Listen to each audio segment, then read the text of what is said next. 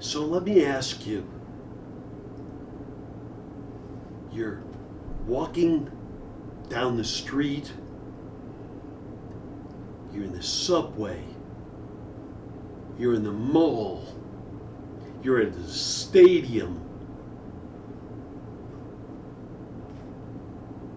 you're at your country club, I don't care, and you see that someone is being mugged, beaten,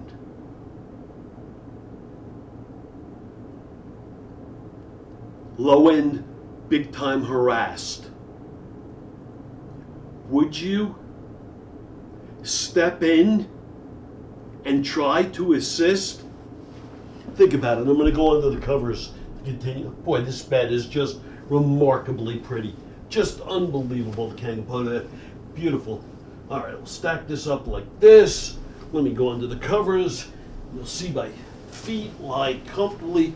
See how the canopy just expands? It's just beautiful. Okay. It really is just so unbelievable. What a difference it makes. So let's continue. Would you assist? You're out in the city. You're out for the evening, and you see a woman getting mugged or a man getting beaten up. You know it. The answer is you would not get involved. You would say, it's not my problem, I can't just... It's hard, right? It's hard to take a stand. It's hard to be a hero, to really help out. And how does this play out in every day? God, everyone right now is just keeping his or her head in the sand, trying to pretend like all is normal. It's not normal. So in this last little period, right, suddenly the Epstein files are gone, right? All traces to Donald Trump, despite all the pictures, and Melania being a hooker, but it's all gone, right? And we've discussed before, but we'll discuss it again. And of course, Epstein just suddenly dies in jail. Not unusual. Oh, it's all fine, good stuff. Russia, Ukraine. Oh, I'll end it in 15 minutes, right? Good luck.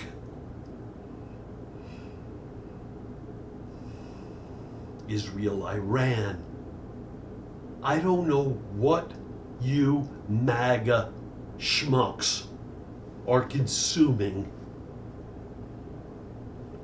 I don't know what's inside. Actually, I do know what you're consuming. It's not what I consume, but for 1,000 years, religion was the opium of the masses. And it occurred to me 40, 50 years ago that, television was becoming the opium of the masses. And it is, certainly. However, we now have new entrants called social media. And it is dangerous. Moreover, we're not being taught in the schools. We're really not even being properly taught anymore in the homes and or in the churches. The messaging has been controlled. And we're all on this. We can't even live without this anymore. And think about your own patterns. I always use myself as a starting point. Think about it. you sit there looking up the same stuff all the time. I'll look at NBA news and scores and what a Major League Baseball scores, and for me, you get the drift. I'm looking at sports and not much else. When was the last time any of you Googled Ukraine and read about what's going on? How awful it is, what's going on? My bet is never. When was the last time you Googled anything about anywhere else in the world to even read, to be exposed to the world? We had a quick power failure about a week ago.